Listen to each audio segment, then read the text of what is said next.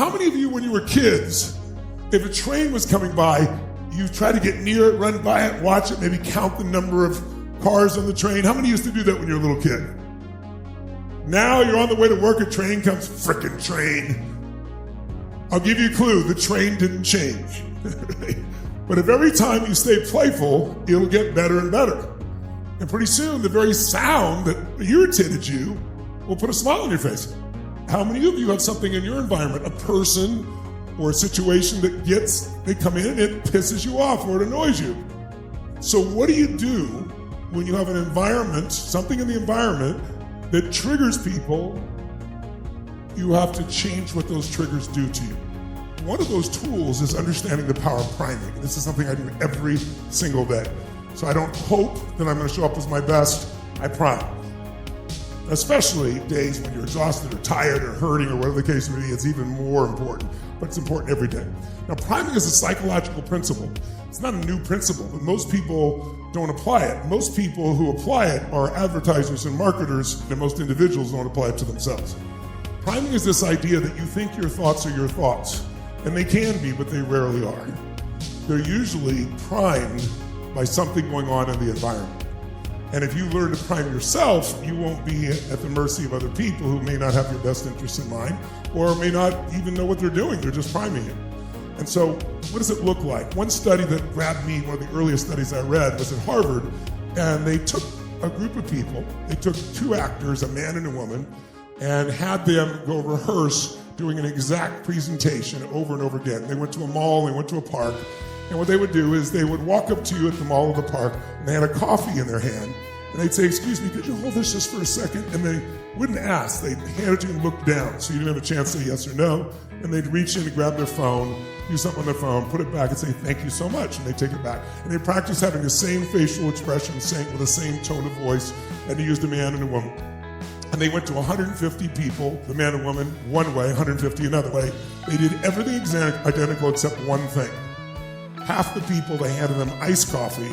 The other half, they gave them hot coffee, just for a few seconds.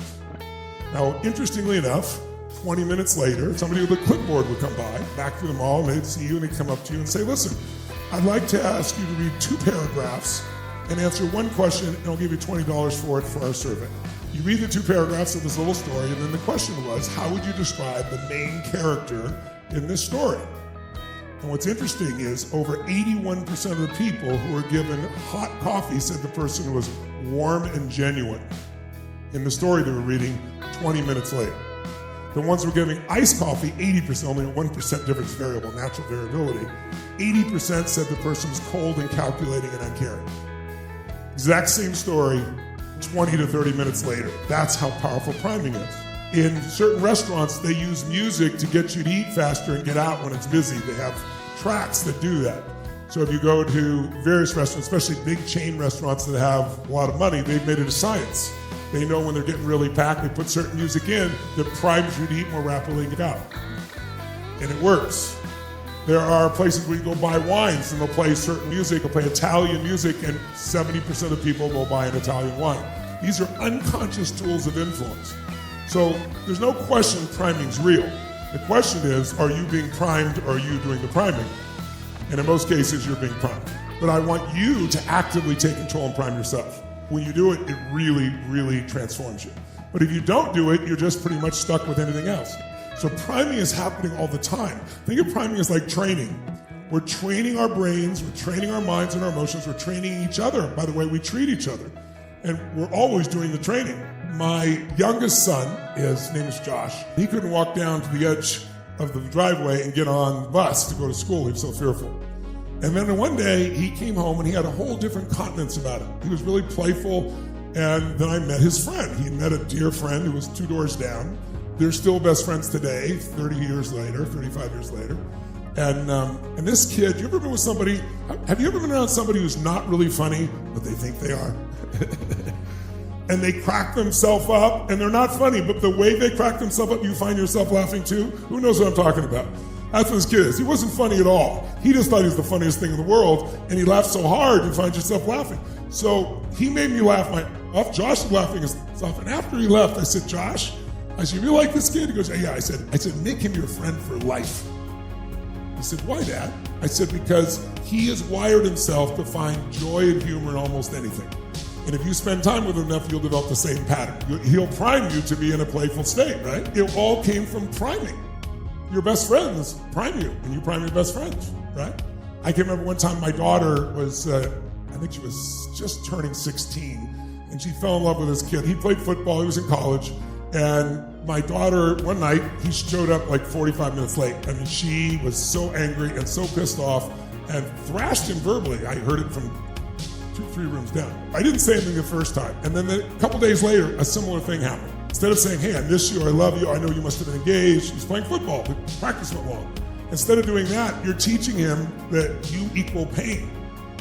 You are training him, you are priming him. Instead of priming him to feel love from you, like when you do see him, you're sharing your love for him or your appreciation for him or your gratitude for him.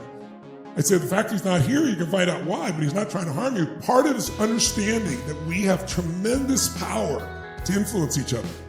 And if you do something consistently, you will prime people. But the place you want to start is priming yourself. So we can prime ourselves so the very thing that used to irritate you, that person, that situation, makes you feel great. Or you lose confidence, you go to speak and you're freaked out. You can prime yourself so that speaking makes you feel strong. You can prime yourself for anything. You do not have to wait and wonder or hope or react to your old conditioning. You want to keep doing that so it gets so wired it becomes your natural state. It just means that gear is available to you anytime you want it. It's on the edge. Whereas to most people, especially right now in this country, uncertainty, not just this country, around the world, is the dominant emotion. And uncertainty leads to fear, right? And fear that is continuous leads to sadness, depression, overwhelm, and all the other things. When you see a great athlete, you see a great leader, you see anybody, parent, they have a certainty inside them. The certainty does not come from the outside world. It comes from within. And I want you to experience that. I don't want you to just experience it. I want you to leave with it in your nervous system. So we're going to prime the most important emotion of all. If you prime yourself like this, do you think it would shape the way you would interact with your world? Yes or no? That happens you're in this state, you handle a problem very differently, right? So priming is something you want to do minimum the next 10 days, ideally at least 21, and then some of you may decide to commit to it 5 days a week or 7 days a week regularly. If you make it the first thing you do in the morning, it's only 10 minutes. If you prime yourself, it'll be different. Doesn't mean you won't have problems or challenges, just mean you'll have more of you ready to deal with it. So you start your day in a beautiful state, right? And you build it up. In the beginning, I did it in the morning and I did afternoon or evening. I did both. And then now it's pretty well so wired in me, I can do it very quickly and easily do it just in the morning itself in most cases. But if something was really crazy or stressful, I might take 10 minutes in the afternoon or evening, do it, and then go deal with the situation from this state. Very different, right? But see, we can't control the outside world. We can influence it. But we have absolute control of the inside world.